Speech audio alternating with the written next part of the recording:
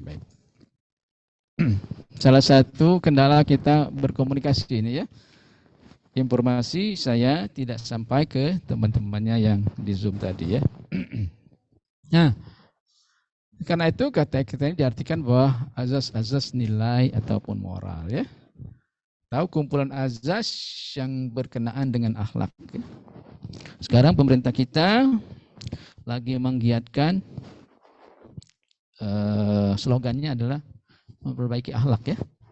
Ketika melihat di Rumah Sakit Muhammad Husin ada besar pampang situ ya, berakhlak gitu ya. Artinya kita akan kembali ke etika sebetulnya ya. Orang yang berakhlak baik, otomatis dia beretika baik. Gitu kan? Nah sekarang ini yang diperbaiki oleh negara kita, berakhlak ya, berakhlak. Jadi slogan sekarang adalah pemerintah Jokowi, bagaimana kita membentuk manusia-manusia yang berakhlak ya, berakhlak. Ini artinya bagaimana manusia Indonesia beretika ya. Nah, etika di sini adalah mengenai benar dan salah yang dianut oleh golongan atau masyarakat. Apakah sama? Ya, apakah sama? Satu golongan tertentu dengan golongan lain yang mengatakan ini benar atau ini salah? Ya, nah, tergantung dari budayanya, adat, kebiasaan setempat. Ya kan? Kalau kamu di sini, ceweknya pakai bikini, benar atau salah? Salah ya kan? Tapi kalau dia begini di pantai di Bali sana, benar tak? Nah, dibenarkan orang. Nah, benar kan? Artinya bagaimana kita melihat situasi pada saat kita menilai apakah benar atau salah, ya. Jadi nilai norma atau nilai kaidah adalah ukuran tingkah laku yang baik, ya, perilaku yang baik. Ya. Karena memang kita ditanamkan nanti akan menjadi seorang dokter, ya, dokter yang baik, ya. Artinya dia mempunyai etika yang baik, mempunyai akhlak yang baik.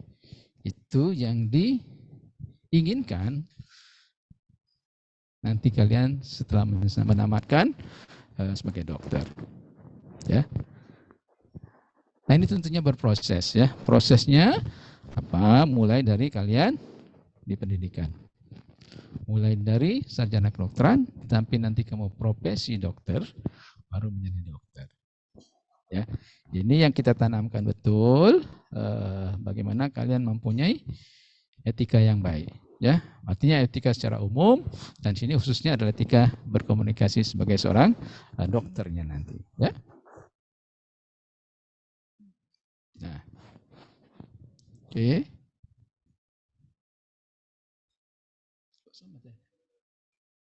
Mundur deh.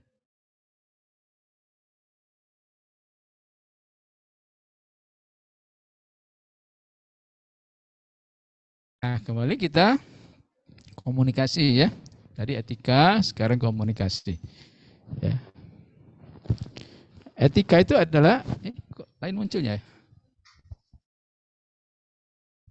Di sana, kok di sini beda?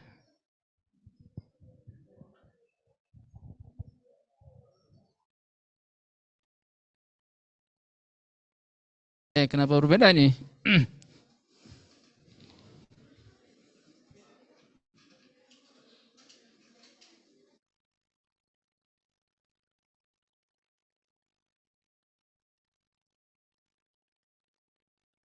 Itu tidak berubah ya?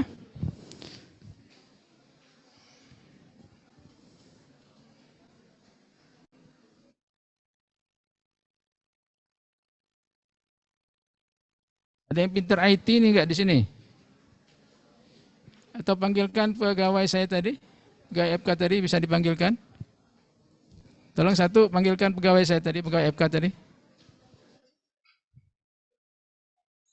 Ayo kamu aja yang, nah ya, kamu carikan sih ya. Kita kembali lagi ke sini komunikasi ya. Ini sudah dikasih ilmunya ya tentang komunikasi ya sebelum IT ya. Saya akan mengulang kembali saja. Artinya menjadikan sesuatu itu milik bersama, di mana menyampaikan sesuatu pesan kepada pendengar pendengar pula bertindak dengan memberikan maklum balas yang bersesuaian. Artinya kita berkomunikasi pasti ada pesan yang harus kita sampaikan. Ya, pesan kita sampaikan dengan satu orang, beberapa orang, atau sekelompok masyarakat. Ya. Ini adalah pesan ini ya. Nah, bisa bercakap, mendengar, menonton, segala macam ini adalah aktivitas kita berkomunikasi. Termasuk berdoa pun kita berkomunikasi dengan ya, yang Maha Kuasa ya.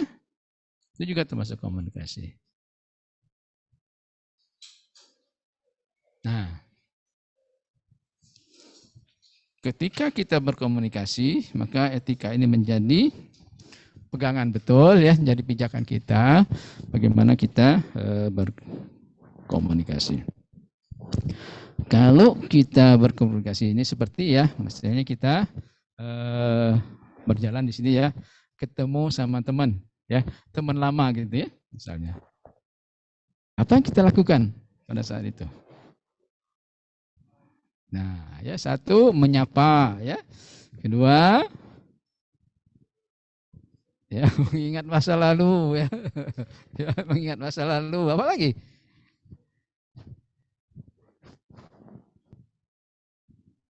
Kalau kamu bertemu teman lama, ya menanyakan kabar misalnya kan. Nah, itu adalah bagaimana kita beretika komunikasi dengan sahabat kita ya. Pasti kita mengucapkan adalah menanyakan kabarnya, mengucapkan salam gitu ya. Menanyakan bagaimana kondisi saat ini ya. Ini adalah etika komunikasi. Nah, sama seperti kalau kita misalnya ketemu di jalan dengan dosen kita ya misalnya. Apa yang kita lakukan kalau kita bertemu dengan dosen kita? Setelah jalan. Ya. Apakah kita nunduk aja gitu jalan terus gitu kan? Atau jalan ketabrak sama dia gitu kan? Nah, etika seperti ini sebetulnya sudah diajarkan kan kalian sejak kecil ya. Kita selalu mengucapkan salam ya. Selamat pagi Pak gitu kan? Atau Assalamualaikum gitu kan? Salam ini yang kita lakukan sama seperti kita dengan pasien kita. Ya. Pasien datang, masuk ke ruang kita periksa atau kita akan memeriksa dia di bangsal, selalu kita mengucapkan salam ya. Selamat pagi Bu, ya gitu ya. Selamat pagi Pak, ya kan? Salam pembukaan, ya. Assalamualaikum gitu kan? Pada pasien kita, baik yang dia di poliklinik maupun pada saat kita visit. Tujuannya apa? Ya, supaya kita pasien itu merasa lebih dekat dengan kita, ya kan? Jangan datang tiba-tiba kita langsung periksa gitu. Langsung datang, Bu, pasang Bu tangannya, saya tensi Bu, gitu kan? Enak enggak seperti itu? Tidak nyaman kan? Nah, kita bisa Ibu, Assalamualaikum, selamat pagi Bu, saya akan memeriksa tekanan darah Ibu ya. Dia akan merasa lebih nyaman. Gitu ya. Ibu, Bapak, saya sedang ucap salam tadi, selamat pagi, saya mohon izin Bu ya. Saya akan memeriksa dada Ibu misalnya ya. Saya akan memeriksa dada Ibu.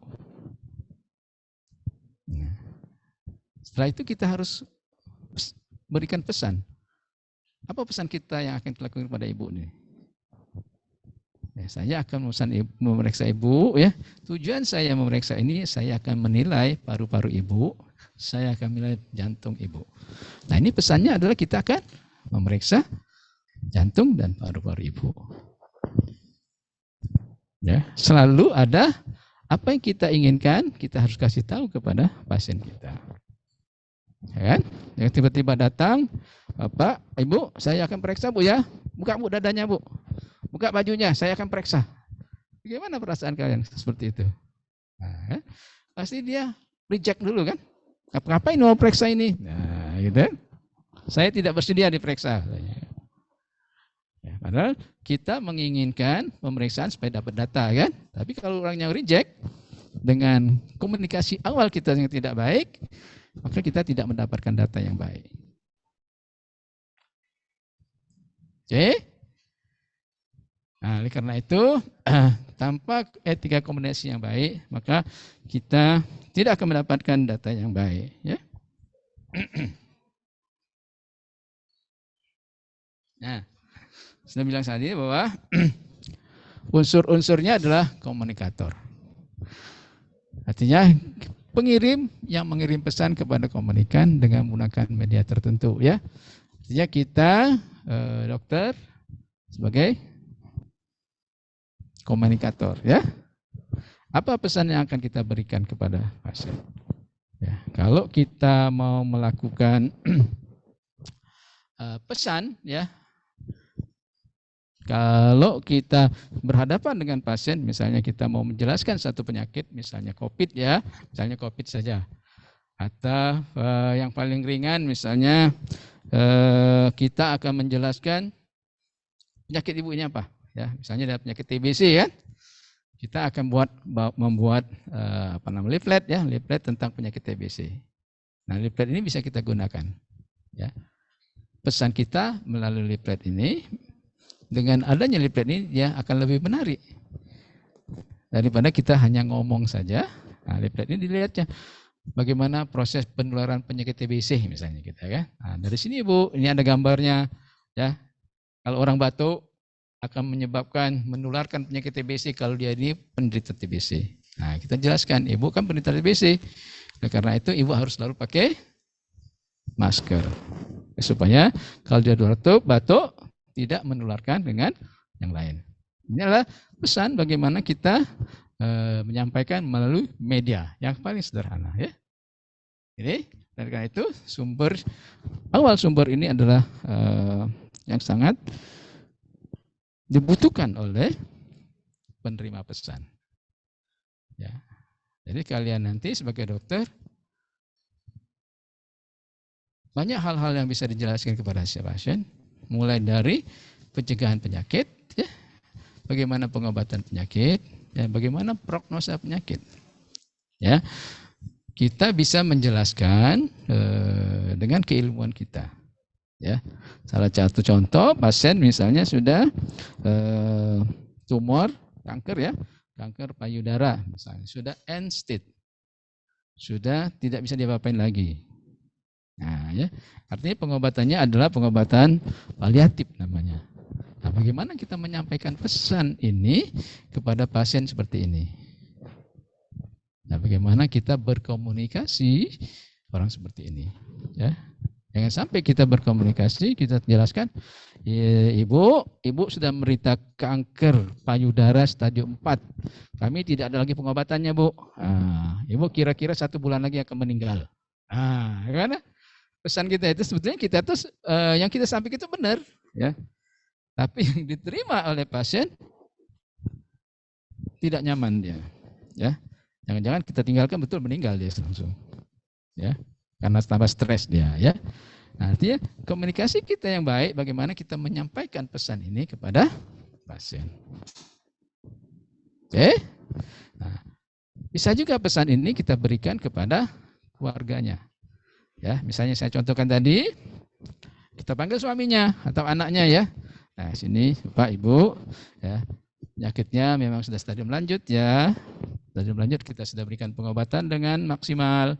Artinya sekarang tidak ada lagi pengobatan. Pengobatannya adalah paliatif. Artinya boleh dibawa pulang, ya kan? Jangan dia meninggal dengan tenang. Tapi kita ceritakan kepada keluarganya. Nah, lain kita dengan ceritakan dengan ibunya tadi, ya. Bagaimana kita mensupport, mestinya kan? Mensupport supaya dia meninggal dengan tenang. Nah, ini komunikasi seperti ini yang akan terjadi kalau kita tidak bisa beretika komunikasi dengan baik. Ya. Nah, oke. Apalagi kalau dengan anak-anak kecil, ya. Gimana kita mau berkomunikasi dengan anak kecil?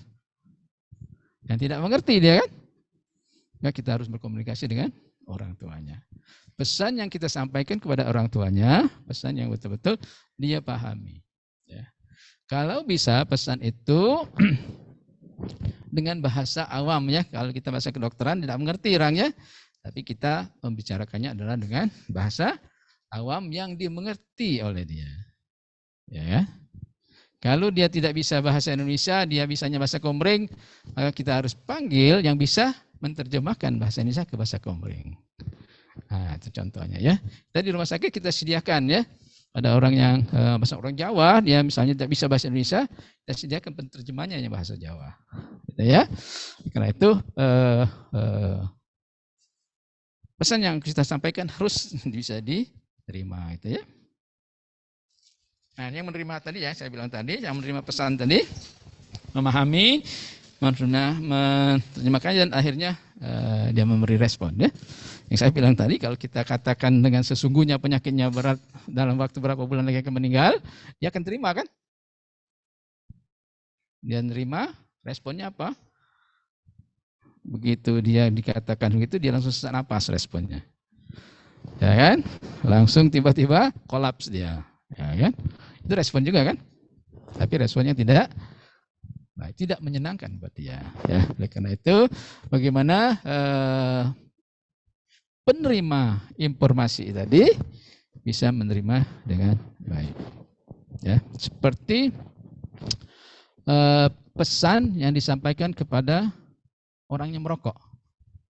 Bagaimana kita memberikan pesan? Dia sudah tahu kan? Merokok itu tidak baik kan? Akan menyebabkan banyak penyakit gitu kan? Kalau kita katakan, Mbak, Bapak ini kan sakit jantung, perokok pula kan? Berhentilah dulu Bapak itu merokok. Kalau enggak, Bapak bisa mati kalau merokok. Dia terima enggak seperti itu? Tidak akan bisa terimanya. Ya. Kalau kita misal sampaikan gitu ya, Bapak, penyakit jantung Bapak ini salah satu faktornya adalah merokok. Nah, misalnya kan, bagaimana? Apakah Bapak bersedia untuk mengurangi rokok? Tidak mau kalian ya. Nah, kalau Bapak tidak mau, ya kan, misalnya kan, kalau Bapak tidak mau, ya, Bapak bisa memastikan kepada anak-anak Bapak supaya penyakit Bapak itu jangan seperti Bapak ini akan kena anaknya kalau merokok. Nah, dia bisa ngomongkan sama anaknya. Jadi pesan kita supaya orang lain jangan kena merokok lagi. Kalau dia sudah merokok, dia bisa berhenti. Ya sudah Pak, teruskan saja merokoknya. Misalnya kan. Nah, hal-hal yang kadang-kadang orang itu tidak bersedia menerima apa yang kita berikan pesan. Ya, akan malah reject gitu kan, reject. Seperti COVID dulu ya. Pertama COVID disuruh pakai masker. Ya kan? Orang sakit pakai masker kan? Orang sehat dulu tidak pakai masker kan? Saya sudah dari awal dulu, orang sehat harus pakai masker. Saya kasih tahu sama Pak Gubernur dulu. Banyak menolak itu. Ngapain kita sehat, ngapain kita pakai masker? Tak berapa lama kemudian baru diputuskan orang sehat harus juga pakai masker. Ya, memang kadang-kadang pesan itu tidak langsung diterima ya, tidak langsung diterima. Apa yang kita inginkan itu berkenan pada orang yang menerima pesan. Ya. Artinya bahwa receiver ini atau penerima pesan ini dia akan mengelola dulu pesan yang diterimanya itu kan. Apakah pesan ini positif buat dia atau pesan ini negatif buat dia gitu kan. Nah, responnya adalah tergantung dari persepsinya dia. Nah, bagaimana kita berkomunikasi merubah persepsinya dengan cara-cara yang baik. Itu ya. Nah. Faktor yang berikut yang mengaruhi adalah media ya, media. Yang digunakan untuk menyampaikan pesan. Ya. Sekarang medianya banyak sekali ya.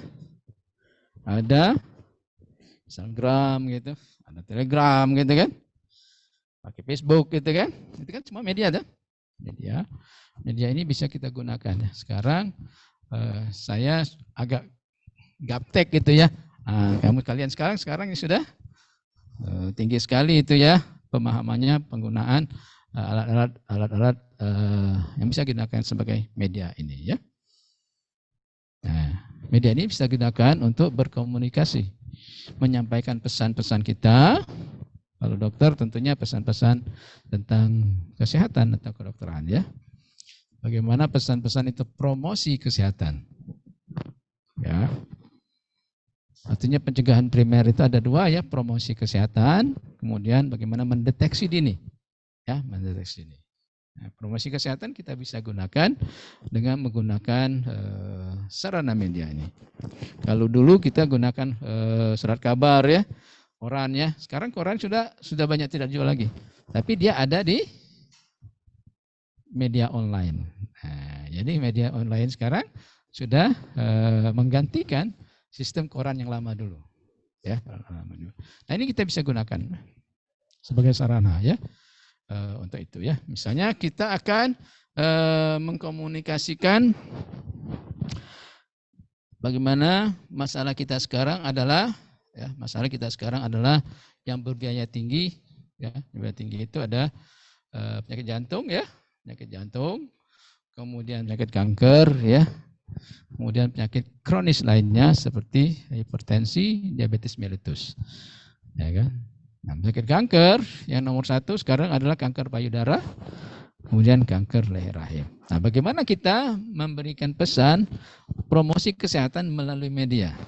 Ya, melalui media deteksi kanker payudara. Nah, ya kan? Pesan yang akan kita sampaikan adalah sebagai komunikator, sebagai dokter, memberikan pesan kepada komunikan menggunakan media. Ya kan? Medianya kita gunakan misalnya promosi kesehatan melalui Instagramnya Fakultas Kedokteran. Ya, gitu kan? Keren kan? Yang akan buka di Instagram itu bagaimana deteksi dini kanker payudara. Nah, dia buka kan? Buka dimanapun dia buka, tek. Nah, ini bisa deteksi dini kanker payudara. Bagaimana melakukan pemeriksaan sadani. Nah, sadani ya. Pemeriksaan sadari. Pemeriksaan diri sendiri. Ya, supaya dia bisa mendeteksi ada benjolan di payudara. Jadi pesan yang kita sampaikan adalah ya, dengan menggunakan tulisan ataupun gambar melalui media elektronik ya. Jadi pesan tadi adalah isi komunikasi yang akan kita sampaikan komunikator melalui komunikasi. Ya, pesan kita tadi adalah bagaimana kita mendeteksi dini kanker payudara melalui media online. Nah, itu ya. Kan salah satu contoh bagaimana kita menurunkan angka mortalitas atau morbiditas, angka kematian atau angka kesakitan kanker payudara melalui pesan ya menggunakan media. Ya, pesannya adalah deteksi dini kanker payudara melalui medianya adalah media online, Instagramnya punya Fakultas Kedokteran. Komunikannya siapa? Seluruh masyarakat yang bisa membuka Instagram tersebut. Nah, ya, sekarang carilah followernya kan, kan? Nah, follower kamu berapa banyak? Nah, gitu kan? Makin banyak followernya, orang tersebut makin top artinya kan? Makin top. Selebrisi, ya, seleb ya. Saya kira di sini nanti ada calon-calon seleb yang baik ya. Nah, pengikutnya sudah 1 juta orang. Wah, hebat kan? Dia begitu buka digunakan orang sebagai sarana iklan, berapa dapat duitnya dia? Sekarang begitu kan? Nah, dari follower itu. Karena banyak follower dia dapat duit dia, ya. Duit. Itu semua adalah ilmunya komunikasi, ya. Jadi pesan yang disampaikan itu mendapatkan keuntungan ya dari yang punya Instagram tersebut ya. Nah, sesudah pesan tersebut kita sampaikan melalui media, dia menerima pesan tersebut kan?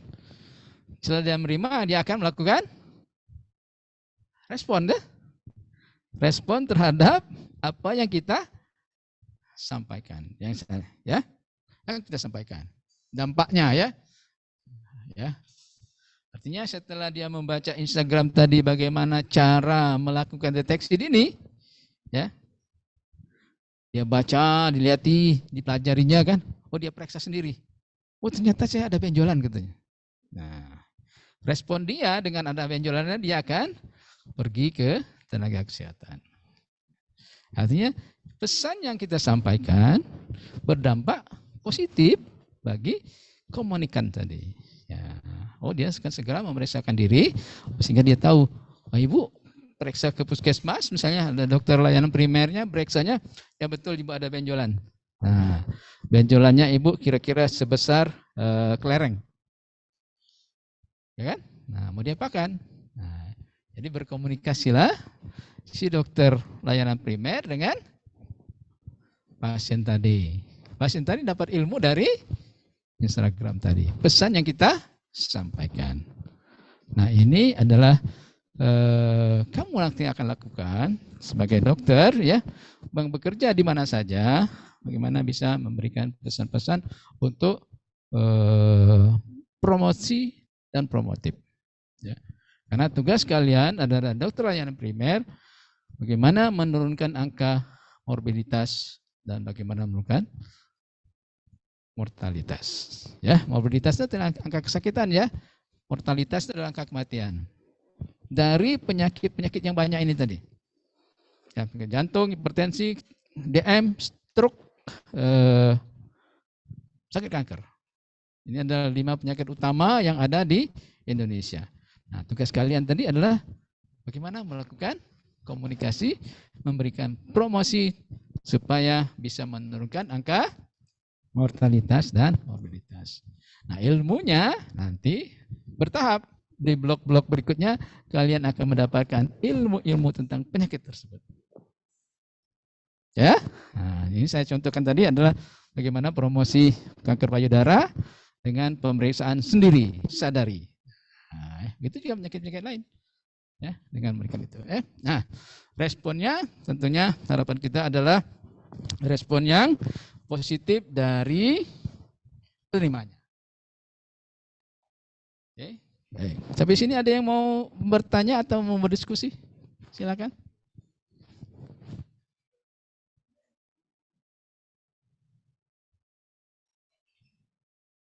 Ilmunya gampang kan?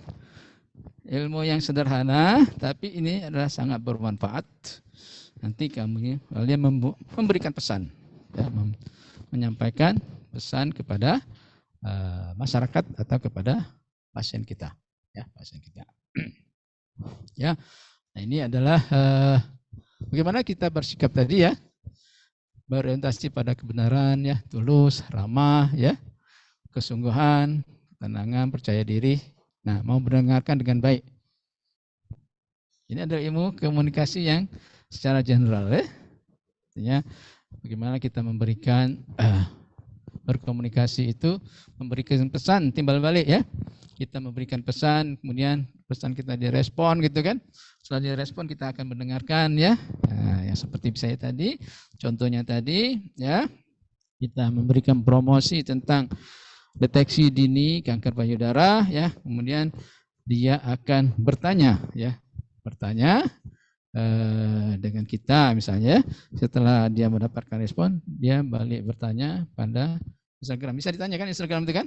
Nah, ditanya, kalau saya penyakit ini kira-kira saya mesti berobatnya kemana gitu ya? Ke dokternya dokter siapa gitu kan? Kalau dia langsung bertanya, kayak mau ke rumah sakit Muhammad Hussein, saya ketemunya sama dokter siapa? Dia bisa ditanyanya di situ kan? Atau dia bertanya, benjolan saya ini keras, apakah benjolan saya ini sudah jadi kanker? Nah, juga akan bertanya juga kan? Ya kan? Pada Instagram. Nah, yang punya Instagram menjawablah gitu kan? Jawab. Ya. Oke. Ya, kita sekarang bukan hanya mendengar kan? Juga kita membuka Instagram dulu, kita balas ya. Sama kita punya WA. Pasien kita kasih nomor WA. Sekarang ini pasien itu tidak mau sekarang kalau dia tidak dapat nomor telepon kita ya. Nah, ya kita kasihlah nomor telepon kita kan. Nomor WA. Nah, dia akan bertanya melalui WA tentang penyakitnya ya. Kadang-kadang saya bilang, Bu, boleh Ibu WA ya, tapi jangan tengah malam ya, saya sudah tidur lah malam gitu ya. Ibu WA saya, dan jam-jam tertentu, boleh Ibu WA saya gitu ya. Oke.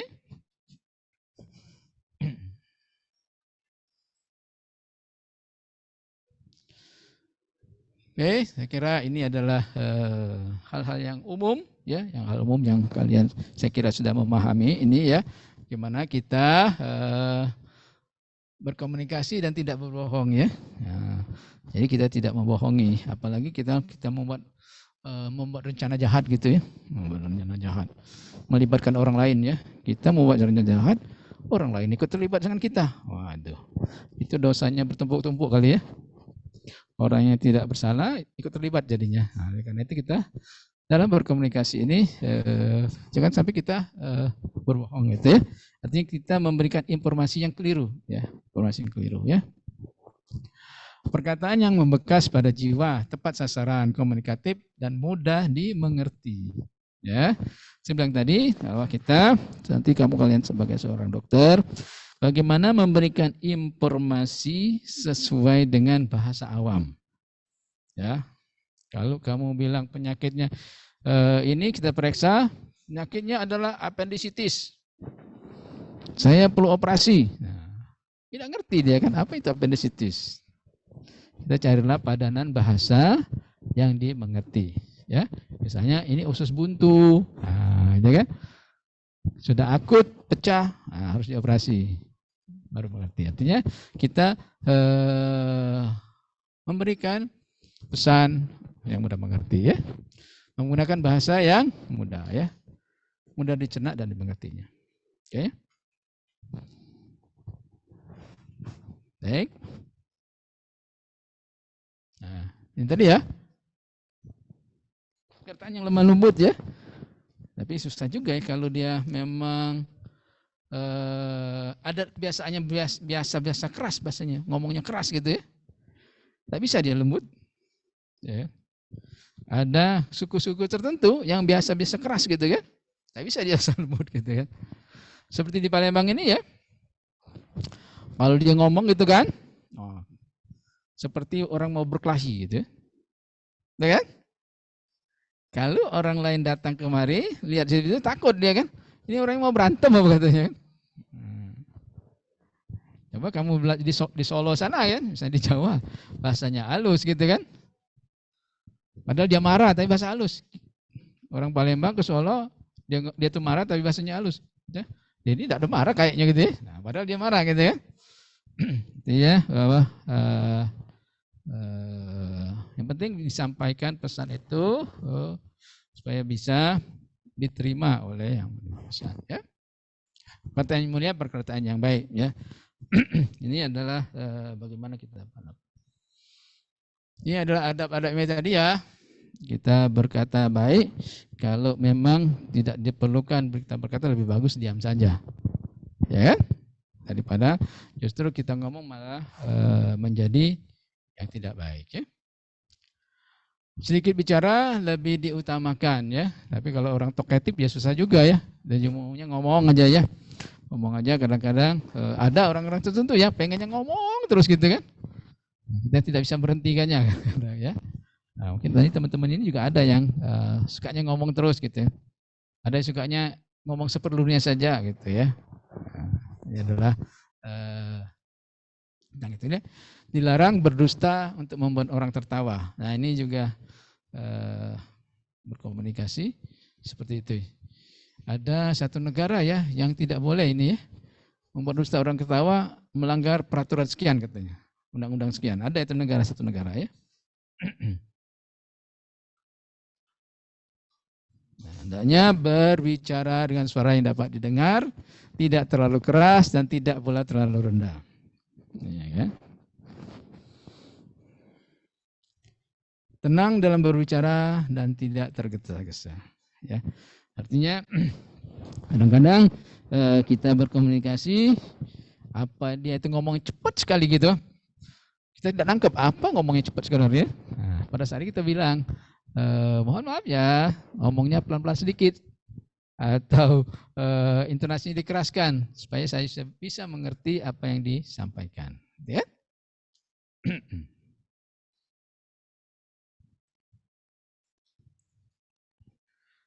Ya, menghindari perbuatan menggunjing ya, atau mengadu domba gitu ya.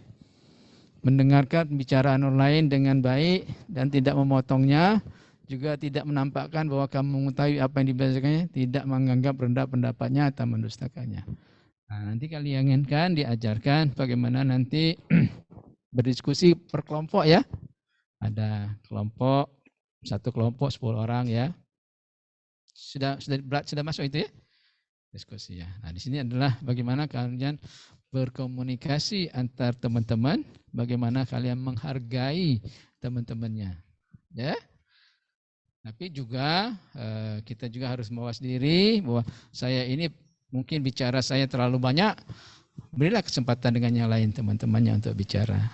Nah, disinilah kalian belajar memberikan sebagai komunikan, bisa juga sebagai komunikator, ya bagaimana kamu memberikan pesan gitu kan, media apa yang kamu gunakan, nanti kamu terapkan di dalam diskusi kelompok.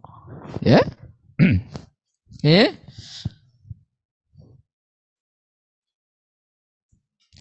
Yang menghindari perkataan kasar ya, keras dan ucapannya menyakitkan, nah ya menyakitkan gitu ya, dalam diskusi ya.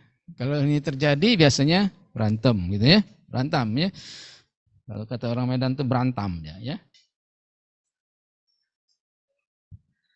Jadi hikmah berkomunikasi dengan baik adalah tersampainya gagasan atau pesan atau pemikiran kepada orang lain dengan jelas sesuai dengan yang kita inginkan ya. Adanya saling kesepahaman antara komunikator dan komunikan dalam suatu masalahan sehingga terhindar dari salah persepsi. Ya, yang tadi antara komunikator dan komunikan itu bisa komunikasinya bisa menerima pesan yang kita sampaikan ya, supaya dia tidak salah persepsi atau salah pengertian dari apa yang kita ingin sampaikan ya. Karena ini sangat penting kalau kita menyampaikan suatu penyakit atau pengobatan, jangan sampai nanti keliru ya. Contohnya adalah satu pasien berobat dengan keputihan ya, keputihannya misalnya keputihan. Maka dokter ini memberikan pengobatan dengan memasukkan obat melalui vagina. Ya kan? Karena pesan yang tidak bisa disampaikan, obatnya dimasukkannya ke dalam mulutnya. Yang mestinya masuk ke vagina, obat itu dimakannya. Nah, ini apa? Pesannya tidak disampaikan dengan baik dan tidak salah satu lagi adalah tidak di cross check ya.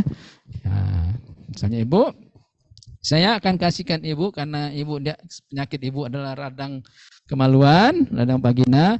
Ibu, saya akan kasih obat masuk vagina. Dimasukkan malam 1 kali 1. Paham Bu? Paham katanya. Kita harus cross check sebetulnya ya. Ibu, apa yang saya sampaikan tadi, Ibu sudah memahami belum? Sudah katanya. Nah, coba Ibu sebutkan apa yang saya katakan tadi. Iya Pak, obatnya salah satu kali 1 malam saya akan makan. Nah, kan tidak sampai pesan kita kan. Artinya dia pesan yang kita sampaikan masuk vagina, karena kita cross check ternyata kalau dia pulang obatnya dimasuknya ke mulut. Nah, ini adalah jangan sampai dia salah persepsi, salah pengertian dari informasi yang kita sampaikan. Oke?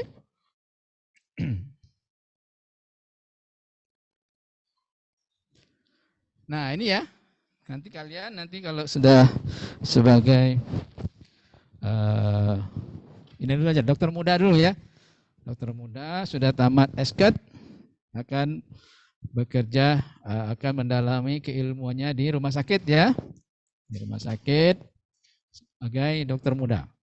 Maka kalian akan berkomunikasi ya dengan pasien, dengan penanggung jawab pasien. Penanggung jawab pasien itu namanya DPJP ya. Bisa dengan keluarga pasien ya, sama dokter ya. Bisa dengan tenaga kesehatan lainnya, staf non medik, pimpinan tempat layanan. Nah, ini satu lagi adalah penegak hukum atau pengacara. Ini adalah orang-orang yang akan terlibat nanti dalam kalian berkomunikasi. Ya, baik kamu sebagai komunikator nanti atau kamu sebagai komunikan mendapatkan info, ya, info tentang sesuatu yang kita inginkan, ya. Makanya nanti akan ada pembelajaran tentang hubungan dokter pasien. Ya. Nanti akan diberikan itu, ada ilmunya tersendiri itu hubungan dokter pasien. Ada undang-undangnya, ya. Ada undang-undangnya yang mengatur, ya. Tapi di sini saya mengatakan bagaimana kita berkomunikasi, etika komunikasi dokter pasien, ya. Etika komunikasi dengan keluarga pasien, ya. Oke. Kenapa demikian? Perlu saya tekankan kembali, banyaknya sengketa dokter pasien, ya. Banyaknya sengketa dokter pasien karena komunikasi, karena komunikasinya tidak baik. Ya, kalau komunikasinya tidak baik, maka pesan yang disampaikan persepsinya adalah persepsi yang tidak baik. Persepsi yang tidak baik, persepsi yang negatif, ini akan menimbulkan dia melaporkan, ya kan? Bisa dia menulis di Facebook, ya. Dia bisa menulis di Instagram, ya. Bisa dia melaporkan ke pengacara. Atau bisa juga dia melaporkan ke pimpinan tempat kita bekerja. Atau dia bisa melaporkan langsung online, ya, ke Majelis Kedokteran Indonesia atau ke MKEK. Sekarang semuanya sudah terbuka, ya. Hanya gara-gara komunikasi. Artinya kita sebagai komunikator yang tidak menyampaikan pesan dengan baik, ya, sehingga menyebabkan sengketa, ya, hubungan dokter pasien. Baik. Dari sini ada yang mau bertanya atau berkomunikasi? Ya, berkomunikasi dengan saya. Silakan.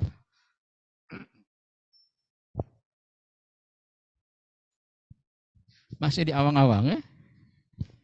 Apa-apa, nanti selama kamu berproses akan memahami bagaimana pentingnya, ya, etika komunikasi dengan pasien, ya, dengan sejawat, ya, sama dokter, ya, dengan tenaga-tenaga kesehatan lainnya. Kita tidak bisa memerintah orang seenaknya kita, ya. Mereka adalah rekan sekerja namanya sekarang, ya, rekan sekerja. Tujuannya adalah bagaimana kita memberikan layanan kesehatan yang bermutu, ya. Bagaimana kita memberikan layanan yang aman, yang namanya patient safety. Jadi dua hal yang harus kita jadi patokannya adalah patient safety dan mutu layanan. Ini semua sangat erat hubungannya dengan komunikasi, ya, komunikasi. Oke. Nah, ini komunikasi dokter pasien yang saya bilang tadi, ya, sangat penting sekali bahwa bagaimana kita berkomunikasi tatap muka, ya, tatap muka, ya. Tapi sekarang sudah ada namanya online, ya. Jadi pemeriksaan dengan online, ya. Tapi itu kita tidak bisa langsung memeriksa pasien, ya. Kalau dokter spesialis jiwa dia bisa, ya, bisa berkomunikasi telemedicine, ya. Telemedicine itu artinya kita berkomunikasi melalui media online, ya. Kita punya di rumah sakit kita sini tentang itu, ya, telemedicine. Tapi kita tidak bisa memeriksa secara fisik, hanya melakukan komunikasi tanya jawab, anamnesis. Tapi kalau dokter spesialis jiwa umumnya adalah anamnesis. Dengan anamnesis bisa menetapkan penyakitnya apa. Kalau ahli jiwa, ya, psikiater, ya, psikiater. Tapi kalau kita sebagai dokter penyakit dalam misalnya tidak bisa, dia harus periksa langsung, ya, periksa, ya. Tidak bisa melalui online mau periksa paru-paru, nggak bisa gitu kan? Bisa nggak? Bisa, ya. Dia harus periksa menggunakan stetoskop, gitu kan? Nah, sehingga telemedicine banyak keterbatasannya, ya. Nah, data-data ini kita dapatkan, ya, melalui komunikasi. Jadi pemeriksaan maupun tanya jawab, anamnesis namanya ya, adalah bentuknya adalah komunikasi. Kita harus punya etika komunikasi bagaimana pada saat kita mohon izin untuk melakukan pemeriksaan. Utamanya ya, saya sebagai dokter kebidanan, pasien saya adalah tidak ada laki-laki kan, perempuan semua kan. Bagaimana saya memeriksa perempuan, ya, perempuan. Kalau dia dokter, saya tidak mau diperiksa dokter, saya mau cari dokter perempuan, silakan, boleh. Nah ini saya kasihkan Bu, ini teman saya dokter Putri, Bu saya kesana. Gitu misalnya ya. Kita tidak boleh memaksa untuk pemeriksaan, ya. Baik. Nah, ternyata terima kasih. Oke, ada yang mau disampaikan lagi? Ya. Yang online ya, bisa dengar ya? Nah, sudah ada yang manggut. Ya, bisa dengar ya. Oke. Ya, kalau nggak ada yang bertanya, ya, saya cukupkan sekian ya. Kamu ada tugas tadi kan, mau ujian ya? Kuis ya? Ya, kita tutup. Terima kasih atas perhatiannya. Assalamualaikum warahmatullahi wabarakatuh. Waalaikumsalam. Waalaikumsalam warahmatullahi wabarakatuh. Terima kasih, Dok. Selamat pagi.